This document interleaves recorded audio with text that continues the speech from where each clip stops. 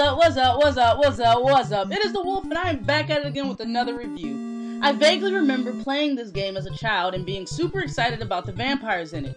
Since I was young, even though creatures of the night frightened me, I always had a weird fascination with vampires, werewolves, and everything else that hides under our beds or go bump in the night. So to stumble across news about Castlevania getting an animated series from Netflix, I cannot describe my excitement. Anime recently for me, maybe because of where I look for new shows, have been rather lackluster outside of a few titles this year. I was more than ready for something to pique my interest, and Castlevania did just that, and then broke my heart with how short it really was.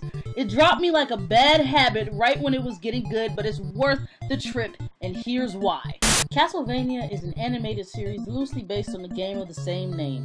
In Castlevania, a show of only 4 episodes, the story begins with Dracula first meeting his wife, a woman who truly wants to heal human beings and not do parlor tricks like the local witches in the area. She seeks out Dracula to be taught. Dracula becomes fond of her and allows her to learn this magic, air quotes, but you can't see him, of the immortals, but in return she gives him the sense of being human. By sense, I mean they discuss travel and she convinces him to travel as humans do, to understand the world, and that not all humans are horrible creatures. Well, things take a turn for the absolute worst when Dracula's wife, Lisa, is burned to death in the town square of Grace. I'm not sure if I'm saying that right, but bear with me, by the local priest and church. They kill her because they found evidence, more air quotes, of witchcraft, and by that they mean they found science. Yes, a dark time indeed. They believe that religion and God are the only tools humans need to get by, so for her to perform the miracles, air quotes, of healing their sick in return, she is blessed with death.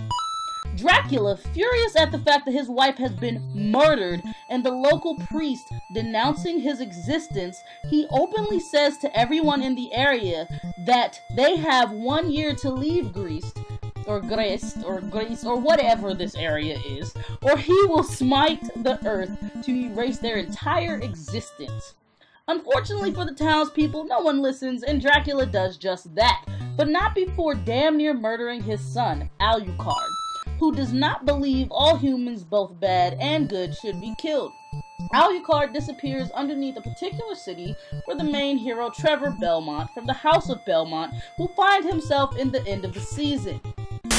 First thing I have to mention, as a person who studies animation and continues to pursue education in the animation field, my God, the animation here is breathtaking. My favorite thing to do is to watch the opening credits. It all transitions so effortlessly in this sketch style they decided to go with. It fully embodies the theme of the rough and adventurousness that the series is trying to project. On top of that, the gruesome world of Castlevania is perfectly captured.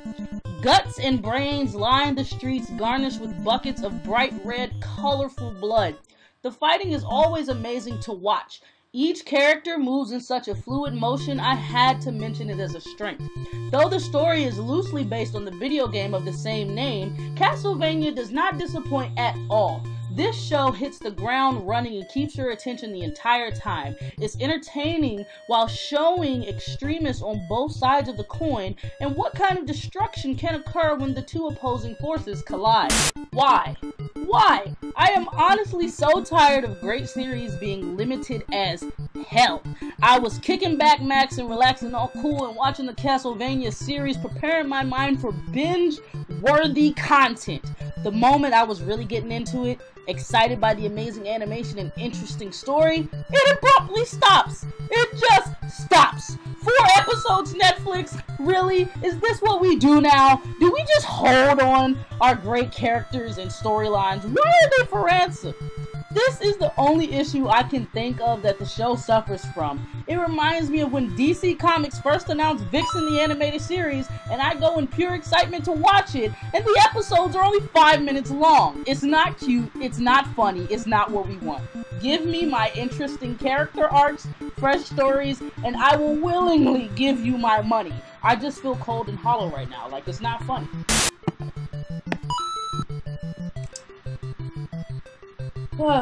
Sorry.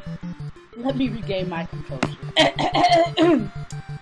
Despite the series being so unbearably short, it was a good introduction into the Castlevania anime world. There was plenty of things to maintain your attention. If you're a fan of the supernatural, gory scenes and great storytelling, then you will definitely enjoy Castlevania overall. The only weakness I would say is that this show suffers from is being entirely too short. It definitely has an interesting concept, and I am hoping to see the series continue at the quick, action-packed pace. I give Castlevania Season 1 a 7 out of 10.